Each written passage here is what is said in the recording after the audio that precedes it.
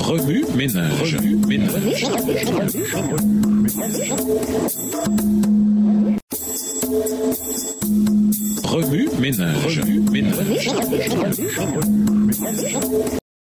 Bienvenue dans votre émission. Remue ménage. Nous voilà à la leçon de lundi. Interpréter un message centré sur l'adoration. Une église qui ne pratique pas l'adoration peut-elle délivrer un message centré sur l'adoration? Quelqu'un qui n'a pas de vie de piété personnelle peut-il, comme par magie, proclamer les puissants avertissements du temps de la fin qu'on trouve dans Apocalypse 14 et versets 6 à 12? Si nous sommes honnêtes, la réponse à ces deux questions est un non catégorique. Le thème de l'adoration qui caractérise le message des trois anges est incontournable. Le message du premier ange met l'accent sur les éléments essentiels de la véritable adoration, tandis que celui du deuxième et du troisième ange lance des avertissements catégoriques contre la fausse adoration. Parce que Dieu juge actuellement les habitants de la terre, le premier ange ordonne à tous d'adorer le Dieu créateur qui a créé le ciel, la terre, la mer et les sources d'eau. Apocalypse 14, verset 7. Le signe de notre adoration et de notre allégeance à Dieu est notre amour pour lui. Jean 14, verset 15. Amour qui se manifeste en partie par la sanctification de son sabbat. Dans Exode 31, verset 13, Dieu exhorte les Israélites récemment délivrés de l'esclavage à observer le sabbat. En effet, le sabbat manifestera en tout temps la relation qui vous unit à moi. Il vous rappellera que je suis le Seigneur et que vous m'appartenez en propre.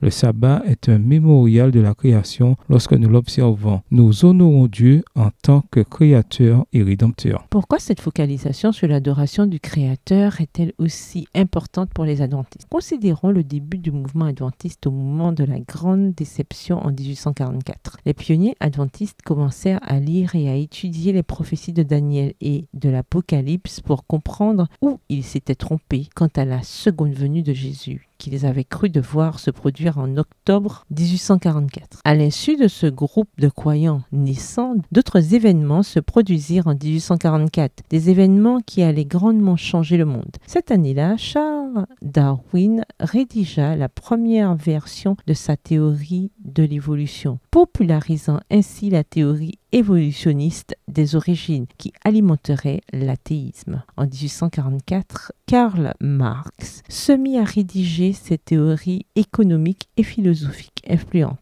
qui allaient toutes constituer le fondement des régimes communistes les plus impies du XXe siècle. Est-ce une coïncidence si, au moment où ces puissants mouvements anti-Dieu virent le jour, Dieu faisait naître un peuple qui proclamerait la bonne nouvelle du salut, qui révélerait l'importance d'adorer le Dieu créateur et qui appellerait hommes et femmes à sortir du péché et à se mettre en sécurité? Lorsque Dieu appela l'église adventiste à l'existence, il voulait une église qui, loin de se contenter de prêcher, vivrait ce qu'elle prêchait. Ce serait un peuple qui consacrerait du temps à la prière quotidienne et à l'étude de la Bible. Ce serait un peuple qui intercéderait pour les autres sur l'autel familial. Ce serait un peuple qui, comme Jésus, se lèverait tôt et veillerait tard pour communier avec Dieu. Bref, la préparation à la proclamation du message solennel des trois anges d'Apocalypse 14 commence sur nos autels d'adoration. Elle commence dans nos moments passés en tête-à-tête avec Dieu. Remue ménage, après avoir regardé votre texte écrit et annoté, quels éclairages particuliers vos notes semblent-elles indiquer dans l'ensemble? Quelles questions émergent après l'étude d'aujourd'hui? Quelle partie trouvez-vous difficile? Quels autres principes et conclusions découvrez-vous? Qu'est-ce qui vous semble le plus exceptionnel dans l'avertissement final au monde présenté dans Apocalypse 14? Au revoir. Et à demain si Dieu veut. Remue ménage. Remue ménage.